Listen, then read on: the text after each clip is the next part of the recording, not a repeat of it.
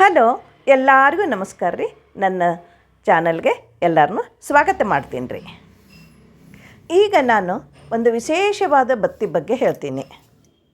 ಇದು 7 ದಳದ ಬತ್ತಿ, 7 ಜನ್ಮದ ಬತ್ತಿ. ಈ ಬತ್ತಿ ಈ ರೀತಿ ಮಾಡಿ ಹಚ್ಚಿದವರು ನನಗೆ ಹೇಳಿದರು, ಮತ್ತು ನಮ್ಮ ಮನೆಯಾಗೂ ಮಾಡಿದರು.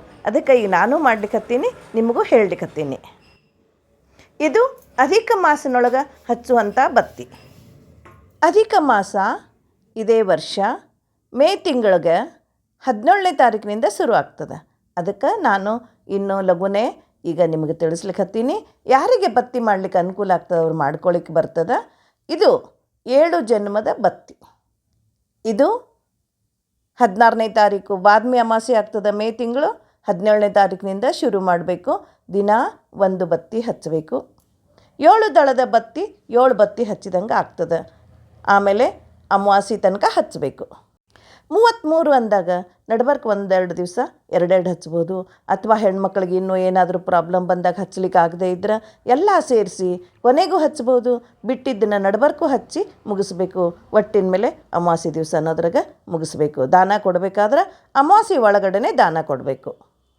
ಯಾವುದೇ ಬತ್ತಿ ಹಚ್ಚಲಿ ದೀಪದಾನ ಅಂತೂ ಇರ್ತದೆ, ಒಂದು ಜೊತೆ ದೀಪ. ಅಲ್ಲದೆ ಈ ಬತ್ತಿ ಹಚ್ಚಿದ್ದಕ್ಕೆ ಬ್ರಾಹ್ಮಣ ಮುತ್ತೈದೆಗೆ ಇಬ್ಬರಿಗೂ ವಸ್ತ್ರದಾನ ಕೊಡಬೇಕು.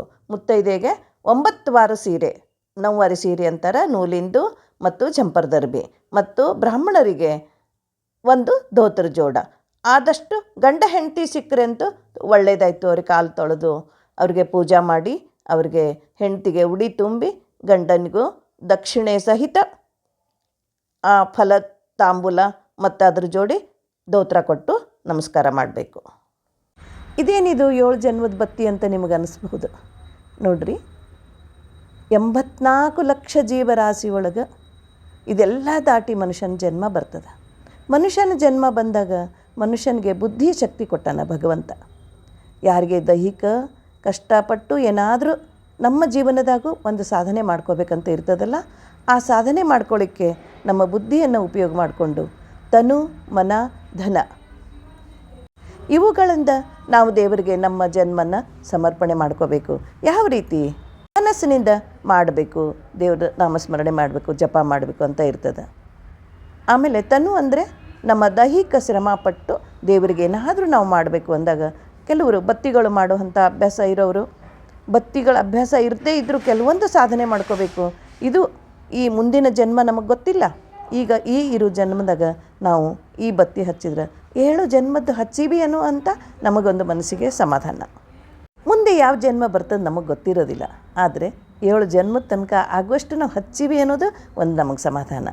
ಈಗ ದೇವ್ರ ಮುಂದೆ ದೀಪ ಬೆಳಗಿದ್ರೆ ಕೆಟ್ಟಲ್ಲ, ಮನೆ ಮಗ ಊಟ ಮಾಡಿದರೆ ಕೆಟ್ಟಲ್ಲ ಅಂತ ನಮ್ಮ ಹಳ್ಳಿ ಒಳಗೆ ಯಾವಾಗಲೂ ಹೇಳ್ತಿದ್ರು ನೋಡ್ರಿ.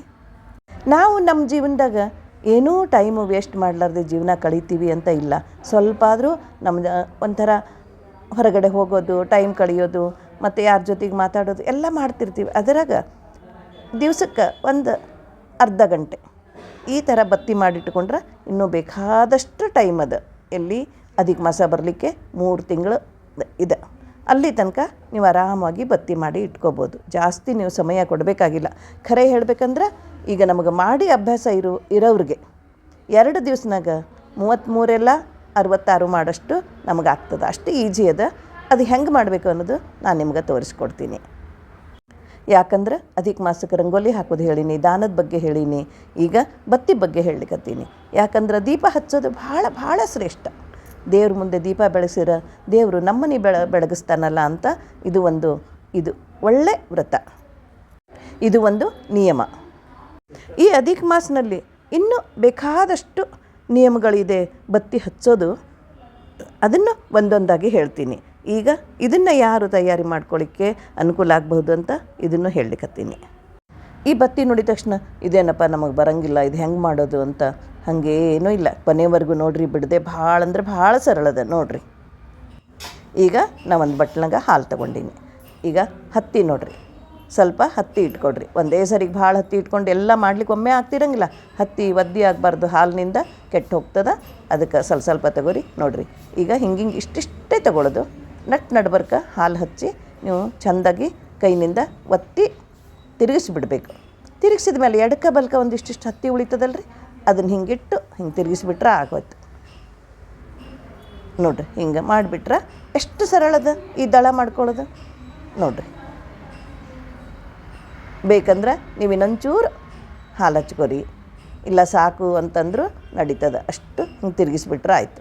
ಹಿಂಗೆ ಭಾಳಷ್ಟು ದಳ ಮಾಡಿಟ್ಕೊಂಡು 1-2 ಗಂಟೆ ಹಾಗೆ ಒಣಗಿಸ್ಲಿಕ್ಕೆ ಇಟ್ರಾಯ್ತು. ನೆರಳಾಗಾದ್ರೆ ಮತ್ತು ಬಿಸಿಲಾಗಾದ್ರೆ 5 ನಿಮಿಷನಾಗ ಒಣಗಿ ಹೋಗ್ಬಿಡ್ತಾವೆ. ಹಾಲು ಹಚ್ಚಿದ್ರೆ ಲಘು ಒಣಗ್ತಾವೆ ನೋಡಿರಿ. ಎಷ್ಟು ಸರಳದ, ಏನೇನೇನೇನೂ ಇಲ್ಲ ಇದರಲ್ಲಿ. ನೀವು ಮಾಡ್ತಾ ಹೋದಂಗೆ ನಿಮಗೆ ಬರ್ತದೆ. ಈ ದಳಗಳನ್ನ ಇಟ್ಕೊಂಡು 7 ದಳಗಳನ್ನು ಸೇರಿಸಿ ಒಂದೊಂದು ಬತ್ತಿ ಮಾಡೋದು. ಒಂದೇ ಬತ್ತಿ ಹೆಂಗೆ ಹಚ್ಚೋದು ಅಂತ ಅಲ್ಲ, ಒಂದು ಬತ್ತಿನಲ್ಲಿ 7 ದಳ ಸೇರಿದಾಗ 7 ಬತ್ತಿ ಹಚ್ಚಿದಂಗೆ ಆಗ್ತದೆ. ಅದಕ್ಕೆ ನೀವು 7 ದಳಗಳನ್ನೆಲ್ಲ ಸೇರಿಸ್ಕೊಂಡು ಒಂದು ಬತ್ತಿ ಮಾಡೋದು. ಮೊದಲು ಜಾಸ್ತಿ ಇದನ್ನು ದಳ ಮಾಡಿಟ್ಕೋರಿ, ಸ್ವಲ್ಪ ಹೊತ್ತು ಇಟ್ಟು ಬಿಡ್ರಿ. ಆರಾಮಾಗಿ 3 ದಿವಸದಲ್ಲಿ ಅಷ್ಟು ಬತ್ತಿ ಮಾಡಿ ಇಟ್ಕೋಬೋದು. ಹೊಸದಾಗಿ ಕಲಿಯೋರಿಗೆ ಅಷ್ಟು ಮಾಡ್ಬೋದು. ಇನ್ನು ಮಾಡ್ಲಿಕ್ಕೆ ಬರೋರಂತೂ ಒಂದೇ ದಿವ್ಸನಾಗ ಎಲ್ಲ ಮಾಡಿ ಇಟ್ಬಿಡ್ತೀರ ನೀವು. ಈ ದಳಗಳು ಅದರದ್ದು ಗುಂಡಾಗಿ ಬರ್ತದಲ್ಲ, ಅದು ನಿಮಗೆ ತೆಳ್ಳಗೆ ಬೇಕಾದ್ರೆ ಸ್ವಲ್ಪ ಹತ್ತಿ ಹಿಡೀರಿ, ದಪ್ಪ ಬೇಕು ಅನ್ಸಿರ ಜಾಸ್ತಿ ಹತ್ತಿ ಹಿಡ್ಕೊಂಡ್ರೆ ಅದು ದಪ್ಪ ಆಗ್ತದೆ. ಆವಾಗ ಹೆಚ್ಚು ಸ್ಟಿಫಾಗಿ ಆಗ್ತದೆ. ನಿಮಗೆ ಹೆಂಗೆ ಬೇಕೋ ಹಂಗೆ ನೀವು ಅಷ್ಟೇ ಹಿಡ್ಕೊಂಡು ಮಾಡ್ಬೋದು ನೋಡಿರಿ. ಬೇಕಂದ್ರೆ ನಾನು ಒಂದೊಂದು ಸ್ವಲ್ಪ ಬೇರೆ ಹತ್ತಿ ಹಚ್ಚಿ ಕೂಡ ದಪ್ಪ ಮಾಡ್ಕೊತೀನಿ. ನಿಮಗೆ ಹೆಂಗೆ ಬೇಕೋ ಹಂಗೆ ಮಾಡ್ಕೊಳ್ರಿ. ಇದು ಕೆಲವೊಂದು ನಿಮ್ಮ ಇಷ್ಟಕ್ಕೆ ಬಿಟ್ಟಿರ್ತದೆ. ಅದನ್ನು ಹಿಂಗೇ ಮಾಡಬೇಕು, ನಮ್ದು ಹಿಂಗೆ ಆಗಲಿಲ್ಲ ಅಂತ ಯಾರೂ ಅನ್ಕೋಬಾರ್ದು. ಬತ್ತಿ ಸಹಿತ ಎಲ್ಲರೂ ಒಂದೇ ಟೈಪ್ ಹೂ ಬತ್ತಿ ಅಂತ ಹೇಳ್ತಾರೆ. ಎಲ್ಲರದು ಒಂದೇ ಟೈಪ್ ಆಗಂಗಿಲ್ಲ. ಯಾರೋ ಸಣ್ಣ ಮಾಡ್ತಾರೆ, ಯಾರೋ ದೊಡ್ಡ ಮಾಡ್ತಾರೆ, ಯಾರೋ ಉದ್ದು ಕಡಿಮೆ ಮಾಡ್ತಾರೆ, ಯಾರೋ ಉದ್ದು ಜಾಸ್ತಿ ಮಾಡ್ತಾರೆ. ಆ ರೀತಿ ಈ ಬತ್ತಿ ಮಾಡೋ ವಿಧಾನ ಸಹಿತ ಭಕ್ರಿ ಮಾಡ್ದಂಗೆ ಒಬ್ರು ಸಣ್ಣದು, ಒಬ್ರು ದೊಡ್ಡದು, ಒಬ್ರು ದಪ್ಪ, ಒಬ್ರು ತೆಳ್ಳಗಲ್ಲ, ಅದೇ ರೀತಿ ಇದು ಸಹಿತ ಹಿಂಗೆ ದಳ. ಇದ್ರಾಗ ಇನ್ನೂ ಒಂದು ರೀತಿ ಬರೀ ಕಡ್ಡಿಗಳು ಜಾಸ್ತಿ ಮಾಡಿಟ್ಕೊಂಡು 7 ಕಡ್ಡಿ ಸೇರಿಸಿ ಒಂದೇ ಸರಿ 7 ಸೇರಿಸಿ ಆ ಎಡಕ ಬಲ್ಕ ಹತ್ತಿ ಇರ್ತದಲ್ಲ ಅದೆಲ್ಲ ಸೇರಿಸಿ ಅದನ್ನು ಒಂದು ದಳ ಮಾಡಿಟ್ಕೊಬಿಡ್ದು. ಅದನ್ನು ಒಂದು ಹೂಬತ್ತಿ ಹಂಗೆ ಮಾಡ್ಕೊಳಿಗೆ ಬರ್ತದೆ. ಇದೆ 7 ದಳದ್ದು. ಆದ್ರೆ ಅದಕ್ಕಿಂತಲೂ ಇದು ಭಾಳ ಸರಳದ. ಈ ಬತ್ತಿಗಳು ಮಾಡಬೇಕಾದ್ರೆ ಸಂಜೆ ಸೂರ್ಯ ಅಸ್ತದಕ್ಕಿಂತಲೂ ಮುಂಚೆ ಮಾಡಿರಿ. ಯಾಕಂದ್ರೆ ಸೂರ್ಯ ಮುಳುಗಿದ ಮೇಲೆ ಮಾಡಬಾರ್ದು. ಮತ್ತು ಅಮಾವಾಸ್ಯೆ ದಿವಸ ಮಾಡಬಾರ್ದು ಬತ್ತಿ, ಸೋಮವಾರ ದಿವಸ ಮಾಡಬಾರ್ದು. ಹತ್ತಿ ಕಳೆದು ಮಾಡಬೇಕು ಅಂತಂದ್ರೆ ಸೋಮವಾರ ಕಳೀಲಿಕ್ಕೆ ಬರೋಂಗಿಲ್ಲ, ಮಂಗಳವಾರ ಕಳಿಬಾರ್ದು. ಮತ್ತು ಹುಣ್ಣಿಮೆ ದಿವಸ ಬರೀ ಕಸರು ಮಾತ್ರ ಕಳೀಲಿಕ್ಕೆ ಬರ್ತದೆ. ಒಳಗಿನ ಬೀಜಗಳೆಲ್ಲ ಹುಣ್ಣಿಮೆ ಮತ್ತು ಮಂಗಳವಾರ ಬೀಜ ತೆಗಿಲಿಕ್ಕೆ ಬರೋಂಗಿಲ್ಲ. ಅಮಾವಾಸ್ಯೆ ಮತ್ತು ಸೋಮವಾರ ಹತ್ತಿನೇ ಹಿಡಿಯೋಂಗಿಲ್ಲ. ಇದೆಲ್ಲ ನೆನಪಿಟ್ಕೊಂಡು ನೀವು ಬತ್ತಿ ಮಾಡಿಟ್ಕೊಂಡ್ರೆ ಅದರ ಪೂರ್ಣ ಫಲ ಸಿಗಬೇಕಲ್ಲ. ಅರ್ಧಂಬರ್ಧ ಯಾವುದೋ ಒಂದು ತಿಳ್ಕೊಂಡು ಮಾಡಿದ್ರು ಫಲ ಮಾತ್ರ ಪೂರ್ಣ ಸಿಗಲಿ ಅಂತ ಅಪೇಕ್ಷೆ ಇರೋರು ಚೆನ್ನಾಗಿ ಗಮನ ಇಟ್ಟು ಕೇಳ್ರಿ. ಅಗದಿ ಸುಲಭ ಆಗಬೇಕು, ಸರಳ ಆಗಬೇಕಂದ್ರೆ ಗ್ರಂಥಿಗೆ ಇದರಲ್ಲಿ ಅಂಗಡಿ ಒಳಗೆ ಸಿಗ್ತದೆ. ಪೂಜಾ ಸಾಮಾನು ಸಿಗೋ ಅಂಗಡಿ ಒಳಗೆ ಲಡಿನೇ ಸಿಗ್ತದೆ. ಅದನ್ನು ತೊಗೊಂಬಂದು ಮಾಡ್ಲಿಕ್ಕೆ ಬರ್ತದೆ. ಹಿಂದಕ್ಕೆಲ್ಲ ಮನೆಯೊಳಗೆ ಬೆಳೀತಿದ್ರು ಅಂತ ಅವರು ಕಾಳು ಕಸರು ತೆಗೆದು ಮಾಡ್ತಿದ್ರು. ಈಗ ಎಲ್ಲ ಪಟ್ಟಣದೊಳಗೆ ಬೆಂಗಳೂರಂಥ ಊರಾಗ ಅದೆಲ್ಲ ಸಿಗಂಗಿಲ್ಲ. ಆರಾಮಾಗಿ ಹತ್ತಿ ಸಿಗ್ತದೆ.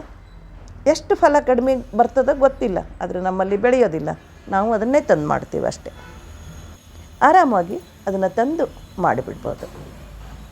ಈಗ ನೋಡಿರಿ, ಒಂದೊಂದೇ ದಳ ಕೂಡ್ಸೋಕ್ಕಿಂತಲೂ ನಾನೇನು ಮಾಡೀನಿ, 7 ಈ ಕಡ್ಡಿ ಹಂಗೆ ಮಾಡಿಕೊಂಡು 7 ಸೇರಿಸಿ ಒಂದೇ ಸಲ ಒಂದು ಬತ್ತಿ ಮಾಡೋದನ್ನು ತೋರಿಸ್ತೀನಿ. ಈಗ ಸಾಕಷ್ಟು ದಳ ಆಗ್ಯಾವ. ಇನ್ಮೇಲೆ ಬತ್ತಿ ಮಾಡಲಿಕ್ಕೆ ನೋಡೋಣ. ನೋಡಿರಿ, ಕೆಲವೊಂದೆಲ್ಲ ನಾನು ಒಣಗಿಸಿಟ್ಟಿದ್ದು. ಈಗ ದಳಗಳನ್ನ ಒಣಗಿಸಿದ್ದದ. ಮೊದಲು ದಳ ಒಣಗಿಸಿದ್ದನ್ನು ಮಾಡ್ತೀನಿ ನೋಡಿರಿ. 7 ದಳ ಸೇರಿಸ್ಕೊಂಡು ಜೋಡಿಸ್ಕೋಬೇಕು. ಹಿಂಗೆ ಎಲ್ಲ ಜೋಡಿಸಿಟ್ಕೊಂಡೀನಿ. 7 ಜೋಡಿಸಿ ಇಟ್ಕೋಬೇಕು.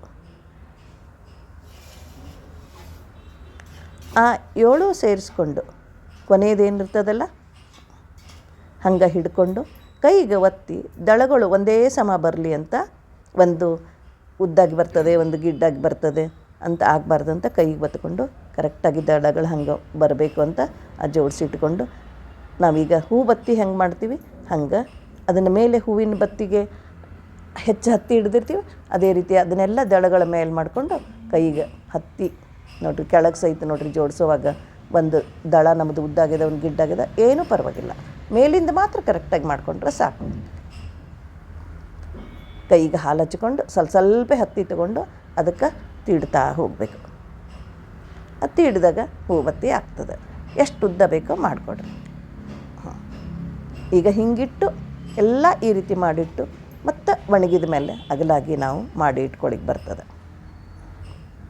ನೋಡಿರಿ, ಅಲ್ಲಿ ಮ್ಯಾಲೆ ಹೆಚ್ಚು ಕಮ್ಮಿ ಅದ ಇರಲಿ, ಅದನ್ನು ಏನೂ ಪರವಾಗಿಲ್ಲ. ಬತ್ತಿ ಮ್ಯಾಲಿಂದ ತಳ ತನಕ ಕರೆಕ್ಟಾಗಿ ದಪ್ಪ ಇದ್ದ ಸಣ್ಣ ಹಾಕೋತ ಬರ್ತದೆ. ಕೊನೆಗೆ ನಾನು ಏನು ಮಾಡ್ತೀನಿ, ಸ್ವಲ್ಪ ಒಂಥರ ಚುಂಗು ಬಿಟ್ಟಂಗೆ ಬಿಟ್ಟಿರ್ತೀನಿ. ಯಾಕಂದ್ರೆ ಲಘು ಹತ್ಕೋತದೆ ಬತ್ತಿ. ಮಂಡು ಮಾಡಿಬಿಟ್ರೆ ಏನಾಗ್ತದೆ, ಎಷ್ಟೋ ತನಕ ನಾವು ಹಿಡ್ಕೊಂಡೇ ಇರ್ತೀವಿ, ತುಪ್ಪದಾಗ ನೆಂದಿರ್ತದೆ, ಅದ್ರ ಮಂಡಾಗಿರ್ತದೆ, ಲಘುನೇ ಹತ್ತಂಗಿಲ್ಲ. ಇನ್ನೂ ಸ್ವಲ್ಪ ಚೂಪಾಗಿ ಬಿಟ್ಟರೆ ತಕ್ಷಣ ಹತ್ತಿ ಬಿಡ್ತದೆ. ಈಗ ಒಂದೊಂದೇ ಬತ್ತಿ ಹಚ್ಚಲಿಕ್ಕೆ ಏನು ತ್ರಾಸಿಲ್ಲ. 33 ಜೋಡಿ ಹಚ್ಚುವಾಗ ಮತ್ತು ನಾವು ಸಾಲ ದೀಪ ಹಚ್ಚಬೇಕಂತಿದ್ದಾಗ ಅವೆಲ್ಲ ಲಘು ಹಚ್ಚಲಿಕ್ಕೆ ಆಗಂಗಿಲ್ಲ. ನವರಾತ್ರಿ ಒಳಗೆ 13 ಆರತಿ ಇರೋರು ಬಡ ಹಚ್ಬೇಕಂತೀವಿ, ಆಗಂಗಿಲ್ಲ. ಅವಾಗ ಸಹಿತ ನಾವು ಚುಂಗು ಬಿಟ್ಕೊಂಡೇ ಇರ್ತೀವಿ. ಅದನ್ನು ನೀಟಾಗಿ ಕೈನಿಂದ ಮೇಲಕ್ಕೆ ಎಬ್ಬಿಸಿಬಿಟ್ರೆ ಸರಿ ಹಚ್ಚಿಬಿಡ್ತೀವಿ ಬಡ. ಭಗವಂತ ಶ್ರೀಕೃಷ್ಣ ಪರಮಾತ್ಮ ಇಷ್ಟೆಲ್ಲ ಜನ್ಮಗಳನ್ನು ದಾಟಿಸಿ ನಮಗೆ ಮನುಷ್ಯನ ಜನ್ಮ ಕೊಟ್ಟಿದ್ದಕ್ಕೂ ಅದನ್ನು ನಾವು ಸಾರ್ಥಕ ಮಾಡ್ಕೋಬೇಕು ಅಂತ ಕೆಲವೊಂದು ನಮ್ಮ ಕಡೆಯಿಂದ ಏನಾಗ್ತದೋ ಅದನ್ನು ನಾವು ಮಾಡಬೇಕು ಅಂತ ಮಾಡಿಕೊಂಡ್ರೆ ಉಳಿದಿರೋದೆಲ್ಲ ಇದ್ದೇ ಇರ್ತದೆ. ನಮಗೆ ಬೇಕಾದಷ್ಟು ಸಮಯ ಕಳೀತಿರ್ತೀವಿ. ಇದನ್ನೊಂದು ಮಾಡಿಕೊಂಡು ಮತ್ತು ಇನ್ನೂ ಏನೇನು ಅಧಿಕ ಮಾಸನಾಗ ಮಾಡಬೇಕು ಅನ್ನೋವಂಥ ಯಾರಿಗೆ ಏನೇನು ಸಾಧ್ಯ ಆಗ್ತದೆ ಅದೆಲ್ಲ ಈಗಿನಿಂದ ತಯಾರಿ ಮಾಡ್ಕೊಳ್ಳೋಕ್ಕೆ ಅನುಕೂಲ ಆಗ್ತದೆ. ಮನುಷ್ಯನ ಜನ್ಮಕ್ಕೆ ಮಾತ್ರ ಇದೆಲ್ಲ ಮಾಡಬೇಕು ಮಟ್ಟಬೇಕು ಅಂತ ಎಲ್ಲ ಗೊತ್ತಾಗುವಂಗೆ ದೇವ್ರು ನಮಗೆ ಬುದ್ಧಿ ಕೊಟ್ಟಾನ. ಮತ್ತು ಅಧಿಕ ಮಾಸ ಪುರುಷೋತ್ತಮ ಮಾಸ. ಏನೇ ಮಾಡ್ಬೇಕಾದ್ರೆ ಆವಾಗ ಮಾಡಿದ್ರೆ ಬೇರೆ ದಿನಗಳೊಳಗೆ ಬೇಕಾದಷ್ಟು ಮಾಡಿರ್ತಾರೆ. ಅಯ್ಯೋ ಈಗ ಮಾಡ್ಬೇಕಂತ ಏನು ಅಂತ ಹಂಗೆ ಅನ್ಕೋಬಾರ್ದು. ಯಾಕಂದ್ರೆ ಇದು ಅಧಿಕ ಮಾಸ ಪುರುಷೋತ್ತಮ ಮಾಸ. ಮತ್ತು ಏನೇ ಮಾಡಿರಿ ಆವಾಗ ಅಧಿಕವಾಗಿ ಅದರ ಫಲ ಸಿಗ್ತದೆ. ಬೇರೆ ದಿವಸದಕ್ಕಿಂತಲೂ ಹೆಚ್ಚು ಫಲ ಸಿಗ್ತದೆ. ಅದಕ್ಕೆ ಅಧಿಕ ಮಾಸನಾಗ ಇದನ್ನೊಂದು ಎಲ್ಲರೂ ಮಾಡಿ, ಎಲ್ಲರಿಗೂ ಆಗದೆ ಇದ್ದರೂ ಯಾರ್ಯಾರಿಗೆ ಮನಸ್ಸಾಗ್ತದೆ ಅವರು ಮಾಡಲಿ ಅಂತ ನಾನು ಇದನ್ನು ಹಾಕ್ಲಿಕ್ಕತ್ತೀನಿ. ಅಧಿಕ ಮಾಸ ಪುರುಷೋತ್ತಮ ಮಾಸ, ಶ್ರೀಕೃಷ್ಣನ ಆರಾಧನೆಯ ಮಾಸ. ಶ್ರೀಕೃಷ್ಣನನ್ನು ಯಾವಾಗಲೂ ನಾವು ಆರಾಧನೆ ಮಾಡಿಕೊಂಡೇ ಇರಲಿ. ಆದ್ರೆ ಈ ಅಧಿಕ ಮಾಸನಾಗ ಆರಾಧನೆ ಮಾಡಿದಷ್ಟು ಹೆಚ್ಚು ಫಲ ಸಿಗ್ತದೆ.